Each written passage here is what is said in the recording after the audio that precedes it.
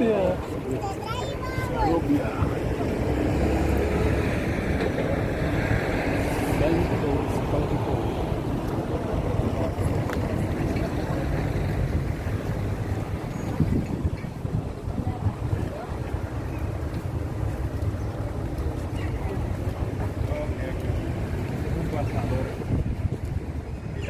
Sí, banderita.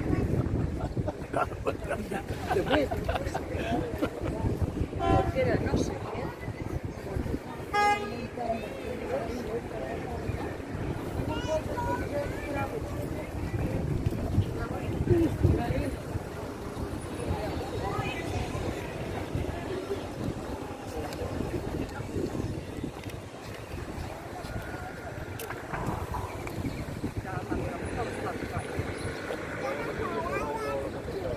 Galing, no?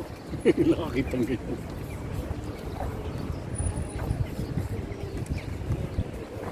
Di ba kamato?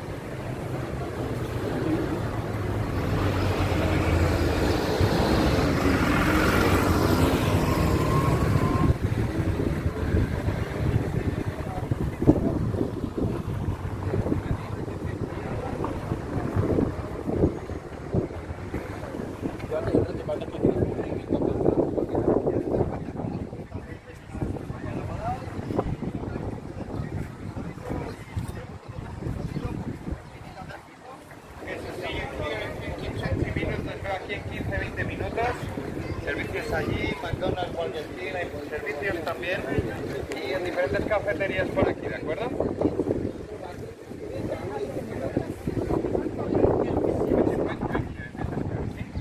15-20 minutes when you finish, when all of you finish in the toilet or just like having a coffee, okay? That's very cool.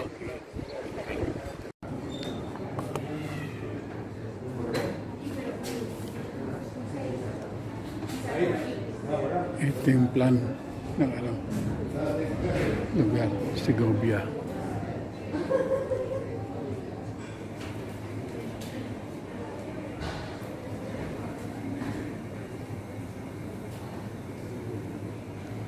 Land.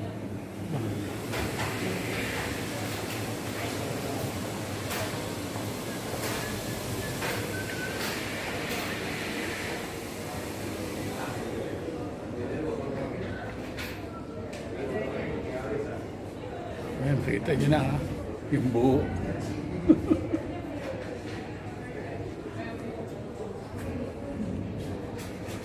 Okay guys.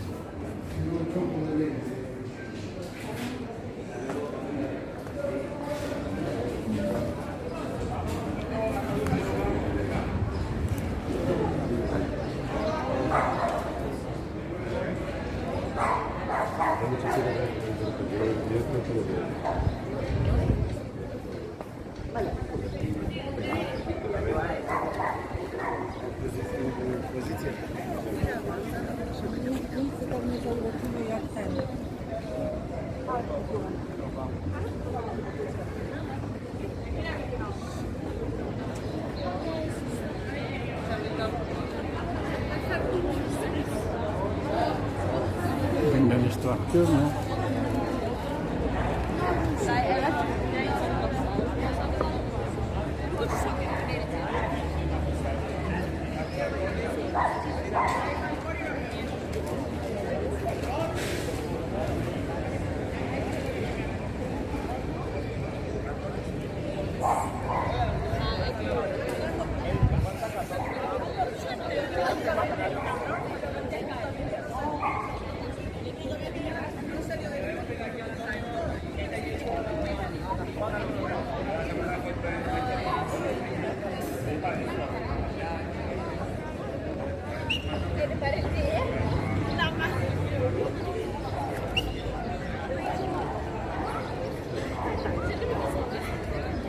Arancha guía local, segoviana de pro, así que bueno, con ella.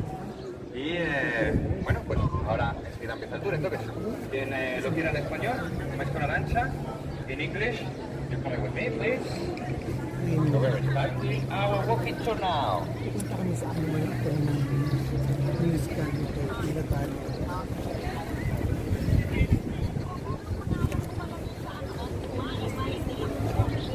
Okay. Muy bien. No, sorry. Very well. Well, you can learn some Spanish, no? So muy bien. That's right. Right, so here we go. Welcome to Segovia. This is the medieval square of Segovia. Another Arabic word. Azoguejo is the name of the square. It's maybe very loud. Yes, maybe a little bit. Yeah. Well, it's okay. Yeah. Okay. So give me feedback about the volume of this, or if I talk too much or not enough. Oh, okay. So give me feedback. And well, this is the main square, one of the main square, apart from the Plaza Mayor over there.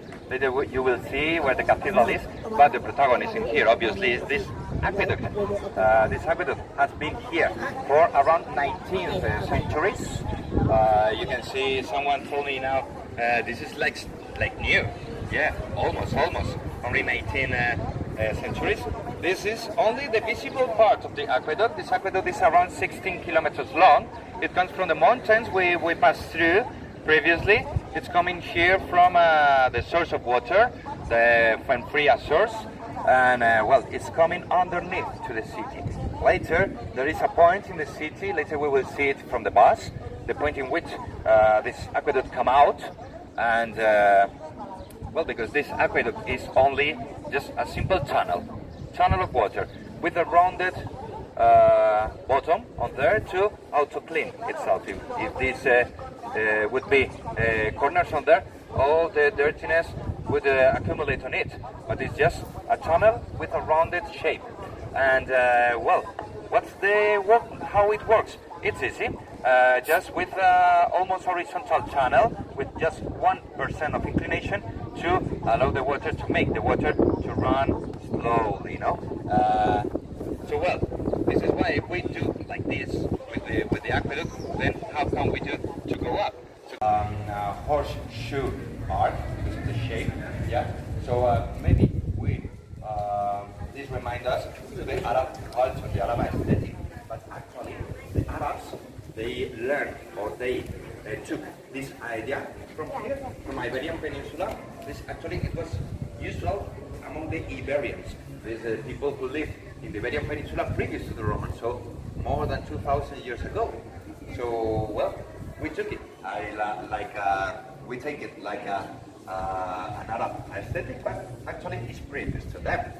But well, this is good or the beautiful thing about how the cultures they mix, as well as this esgrafiado, these reliefs on the facades in here, in here, in here. This is it was took by the Segovians. No, this is typical in Segovia because it was used. It has been used for 500-600 years in here, but actually it was imported from Italy. So this is why this is the reason of the name. Esgrafiado comes from the Italian word sgrafiato, and well, this is a technique. This is still in use here in Segovia. Actually, there are different workshops here in Segovia that nowadays they do these patterns. And the most beautiful thing to me about this is any pattern is repeated, never. I mean, each house has their own pattern and never repeated. But well, honestly, there is a pattern which is repeated along the city, but there are only simple circles, one by one. But these geometrical patterns are never repeated. And well, how is it done? So just easy with some chemicals like acids, coal, and well, just carving with templates. So first of all, we have to do the design on a paper, and then doing templates with scarf on it. And if we do it properly, it can be 100 years in perfect conditions. So now along the way, you will see many houses with this esgrafiado. I recommend you to see it because there are some of them that are absolutely stunning, absolutely beautiful. And well, nowadays, this is an administrative building of the government of Castilla y León, of this region. You know, Spain is divided in 19 regions and comunidades autónomas, autonomous communities. Each Parang yung sa ano,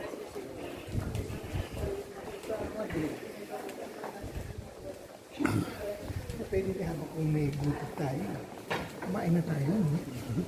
Diba, gantay ka pa sa Madrid.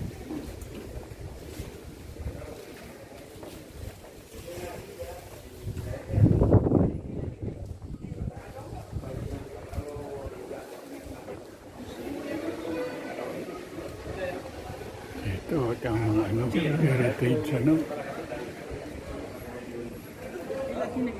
Ito Segovia.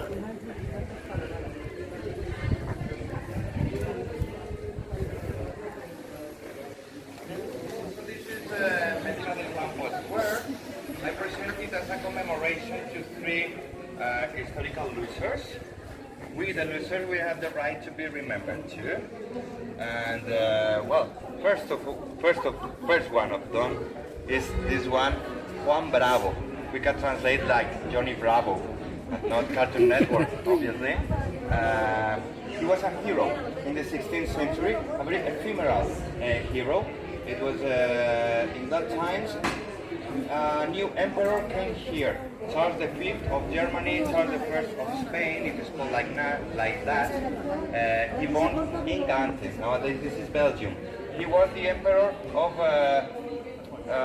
many territories in Europe, specifically in Central Europe, like Hungary, Czech Republic. It was the Republic.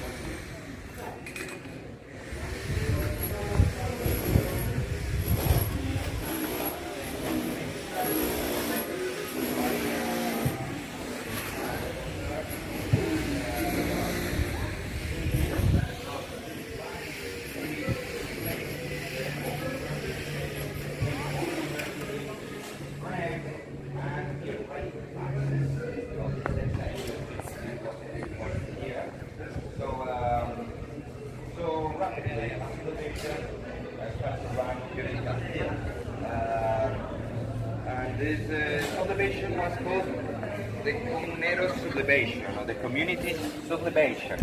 And this was the hero of the community of Segovia, the leader. Very short war. Nowadays, it's commemorated. It's like, as well, like the official.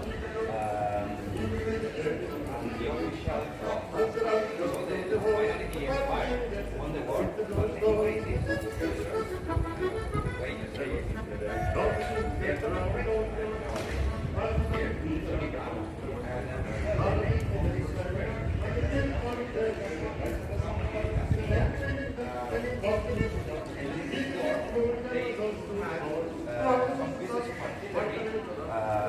Of the empire. So one day the empire went to Medina del Campo to take his cannons to bomb Segovia. And the people of Medina del Campo, they said, no, we're not giving you the cannons to bomb our brothers of Segovia. And so, well, what the empire did? So just put fire to the city and destroy it. Nowadays, Medina del Campo exists, but this is the second, the third commemoration here, or maybe kind of martyrdom, no? Or martyr city. And the third commemoration to Luther, this is different. Behind this corner of the church, behind there is another building, a 19th century building. This was the jail, the public jail of the city. It was the jail between 19th century to the middle of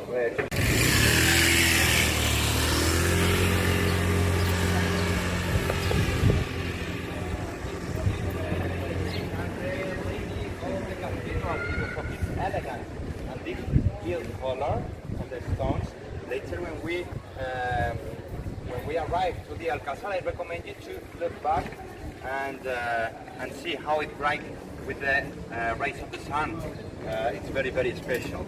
So it's the third biggest cathedral in Spain, and it's the newest Gothic cathedral in Spain because it was built in Gothic style by 200 years after the Gothic era.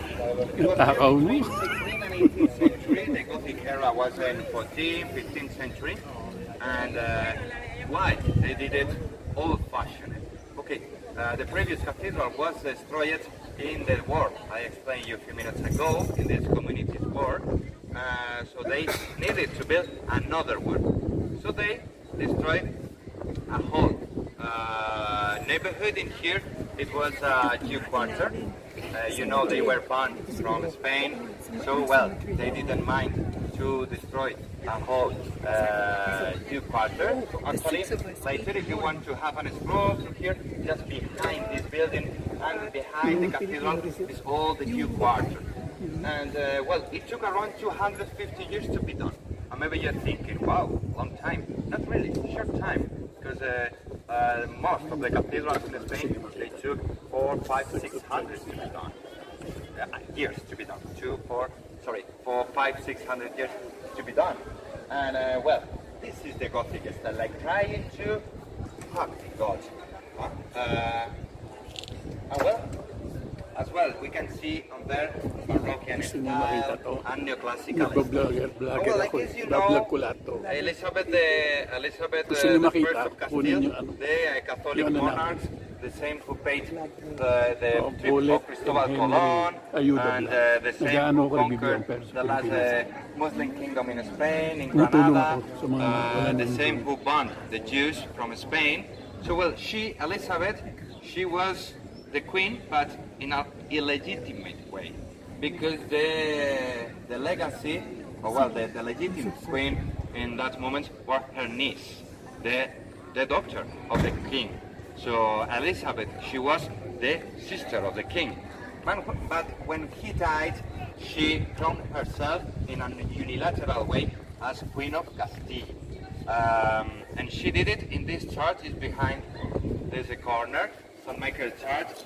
I say in this because if you are visiting the Alcázar, there is a wall painting showing this scene in which she came here to a mass for his brother, recently dead. And well, you know the feudal system in which you have to copy to the next bracket person. So she just did a mass for his brother, but it was kind of a trap, a trick to see all the nobles they were there. Okay, so now I'm the Queen of Castile.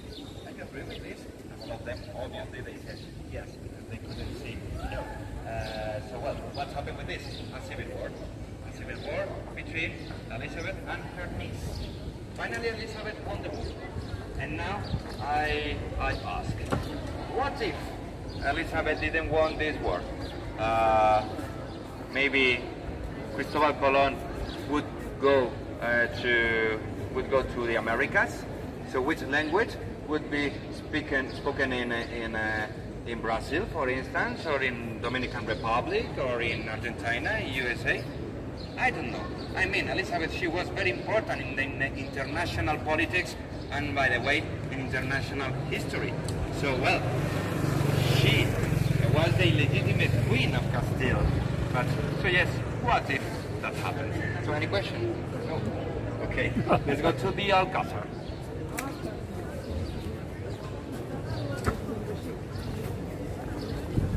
Kesa yung buto na. May hinihintay ka? Marami.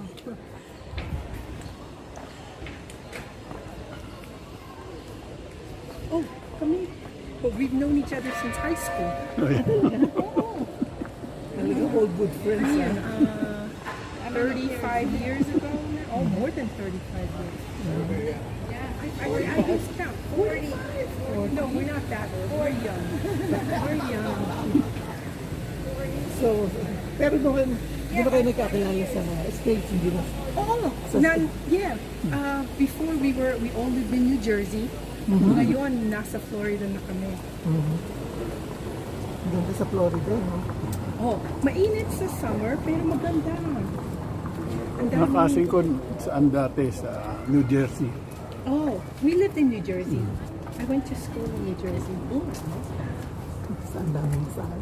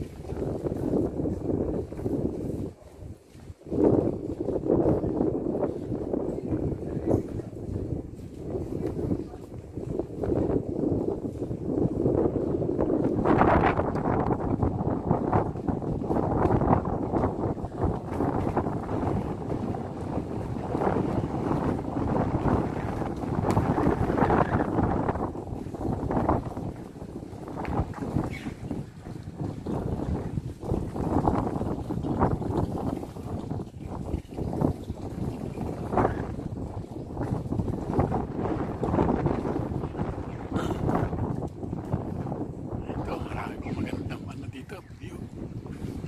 Mga ano nila. Talagang sinaw na pa.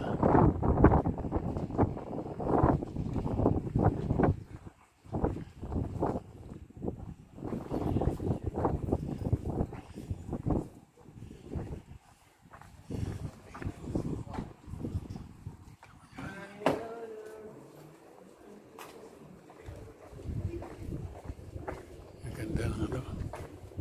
Ano ang building, ano.